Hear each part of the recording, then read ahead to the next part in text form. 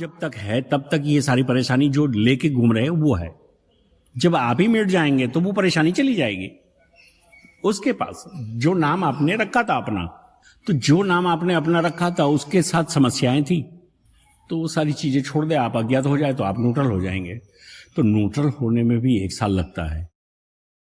अज्ञातवास का मतलब क्या हुआ? 1 साल का अज्ञातवास, इसका मतलब न्यूट्रल होने में, आपको रिसेट होने में 1 साल लगता है। इतना भारी कंप्यूटर है आपका अंदर में। जैसे कंप्यूटर बंद करना होता तो 5 मिनट लगती है लास्ट में, है ना? सारी जितनी एप्लीकेशन या तो जितने प्रोग्राम खोल के रखे वो एक एक बारी बारी आपको बंद करने पड़ते हैं। उससे सीधे ही बंद करते हो तो सामने पूछ लेता है कि भाई ये चालू है, क्या करें इसका? तो आप देखते हैं, हाँ बोले गेम, चल ठीक है, हम खेलने लगते हैं। बंद नहीं कर सकते, तो उसे एक एक करके बंद करना पड़ता है ना? तो आप एक स्थिति में कहीं राजा थे अपने परिवार के, और आज कहीं और जगह बैठे अज्ञात होके, तो आपका कोई मालिक हो गया। मतलब क्या हुआ? आपका मालिक कोई कब बन सकता है? जब आपका अहंकार शांत होता है, तभी कोई मालिक बन सकता है ना? तो मालिक बनने का मतलब क्या हुआ? कि आपका अहंकार शांत हुआ। आपने अपने आप को छोटा महसूस किया, ऐसे नहीं, स्वीकार किया कि मैं इस पृथ्वी पर कुछ नहीं हूं, इस संसार में, इस समस्या में मैं कुछ नहीं हूं, मैं एक तुच्छ हूं। ये अपनी ये तुच्छ अवस्था को स्वीकार कर लिया तो सारा रिसेट हो गया, या तो होना शुरू हो गया।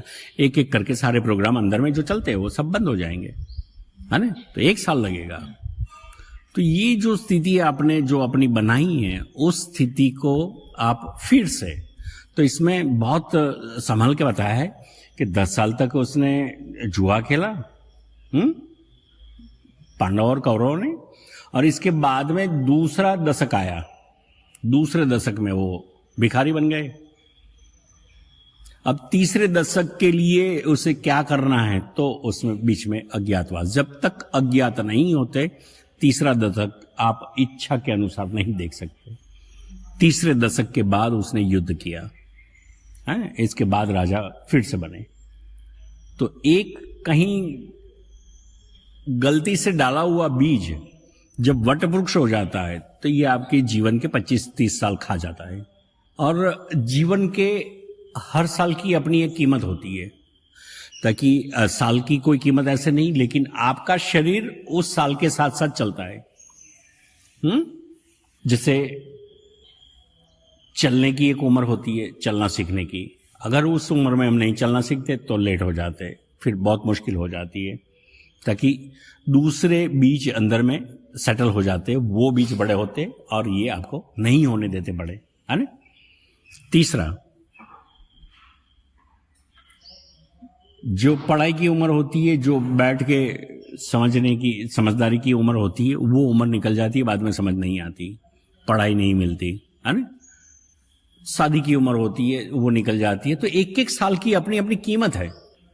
अगर वो उसी समय में आपने वो काम नहीं किया तो आप बहुत लेट हो जाएंगे।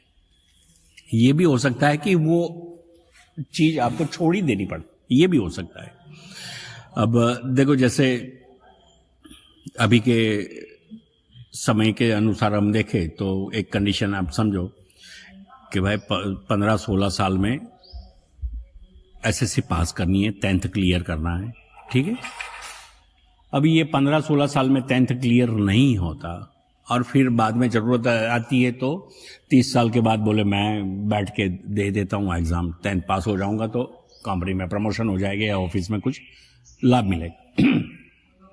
तो वो टाइम पे आपका फॉर्म भी एक्सेप्ट नहीं होता। तो आपने जो छोड़ दिया उसके पीछे यहां आपको पूरी जिंदगी वो भोगते रहना है ना? यही होता है ना? फिर अपने बच्चे को हम सलाह देंगे कि बेटे ऐसा नहीं करना चाहिए, वैसा नहीं करना चाहिए। तो हमारे माँ बाप जब हमें सलाह देते थे, हम नहीं मानते थे, तो हमारे बच्चे कहाँ मानेंगे? बच्चे तो अपने ही, जब हमने ही नहीं माना तो वो कहाँ मानेगा, है ना? तो ये दौर चलता रहता है, एक के बाद एक, एक के बाद एक। कोई ना कोई कहीं ना कहीं परिवार में भी ऐसे ही, मतलब एक के बाद एक मिलते रहते हैं, है ना? तो ये चीज जिस तरह से आपके जीवन में चली, ठीक उसी तरह से आपके शरीर में भी चलती है। तो शरीर में क्या होता है? तो बोले कुछ आप भोजन के लिए बैठे, कोई चीज आपको, कोई व्यंजन स्वादिष्ट लगा, तो आप क्या करेंगे, उस व्यंजन को दोबारा लेंगे, दोबारा और लेंगे, है ना। तो बोले डट के खाएंगे, जो भी पसंद आ गया डट के खाएंगे। अब परिस्थिति क्या हुई, तो वो जो भी है, जो भी ज्यादा है, वो कहीं ना कहीं परेशानी तो देगा ही देगा, है ना। ऐसे नहीं छोड़ेगा। जैसे कोई मिठाई है, आपने खा ली, मस्ती से खाई खाई खाई, 2-4 बार खा ली आपने। अब आपका शरीर मधुप्रमेह से ग्रस्त है, अब टेस्ट आने लगा, आप वो खाते ही गए, वही जुआ हो गया शरीर के साथ। बोले बाद में गोली खा लेंगे, बाद में ये कर लेंगे, अभी मजा आ रहा है, करो। पैनिक हो गए खाने में, अब शरीर खराब होना शुरू हो गया। आपने दवाई भी ली, जो भी किया, लेकिन अंदर में शरीर तो कुछ न कुछ खराबी लेके बैठा है। अब परिस्थिति क्या हुई? तो इसके पीछे आपका हफ्ता 10 दिन निकल गया, ज्यादा भी निकल जाता है। तो अगर आप दिहाड़ी पर काम करते हैं, डेली वेजेस पर काम करते हैं, तो 15 दिन का तो आपका पैसे गए। आपका धंधा है तो कहीं चलता रहेगा, लेकिन आप उधर में चिंता में बैठेंगे कि जिन लोगों को मैं ये सब सौंप के आया हूं, वो अंदर में से चोरी तो नहीं करेंगे। यही चलेगा ना दिमाग में, बस। तो ये शरीर भी इस तरह, जैसे ये जूहे में पांडव हारे थे, ठीक वैसे ही हम हारते हैं। 5 तत्व, पांडव जो है वो 5 तत्व है हमारे शरीर के, है ना। तो वो 5 तत्व ऐसे ही हारते रहते हैं। समझ में आ रही है बात? और इसके बाद फिर से वही 10 साल वो है वनवास और 1 साल अज्ञातवास। इसके बाद में जब युद्ध होगा तब आपका कुछ, है ना, राजा बनने का अवसर आएगा। जब तक तो यही। तो ये स्थिति में क्या करना चाहिए? ऐसी स्थिति आ जाती है तो क्या करना चाहिए? तो हम चले जाते हैं रामायण में, दूसरे महाकाव्यों में। ये 2 और एक जो है भागवत गीता, गीतोपनिषद, है ना। ये 3 ग्रंथ ऐसे हैं जिसमें आपको कैसे जीना है ये सिखाया जाता है। तो अब आपने, जैसे कोई मीठा खा लेता है तो मधुप्रमेह से ग्रस्त होता है, तो ये परिस्थिति हो जाती है। कोई तीखा खा लेता है तो पित्त प्रकोप से जो पीड़ित है, इसकी परिस्थिति क्या होती है? तो बोले हाइपर एसिडिटी हो गई, ये हो गया, वो हो गया, कंट्रोल ही नहीं हो रहा है, अल्सर हो गया, है ना, या तो लीवर फेलियर हो गया। बड़ी बड़ी चीजें फिर डॉक्टर बताते हैं अपने हिसाब से, और जो डॉक्टर कितने परसेंटेज सही है वो मैं अभी भी नहीं कह सकता और आगे भी नहीं कहूंगा, ताकि मेरे अलावा किसी और के बारे में मैं कुछ नहीं कह सकता। तो ये बताते रहते हैं कि ये हुआ वो हुआ। अब इसके पीछे आपका चलता है तो ये भी देख लो कितना चलता है। किसी को अल्सर हो गया तो क्या कंडीशन है? तो गया एक दस्तक हाथ से गया, खाना पीना छूट गया, या तो अगर अल्सर और ये नहीं हुआ तो पित्त प्रकोप है और इसे वो हो गया, क्या कहते हैं, ईटिस वाली सारी बीमारी, ये डॉक्टर साहब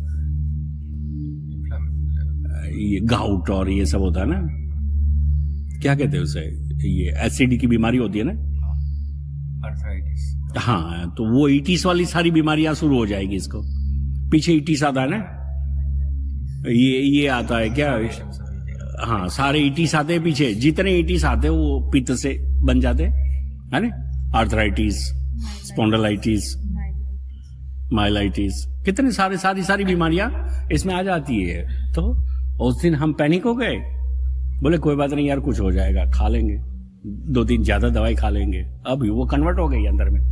हाँ, पांडव हार गए अंदर के।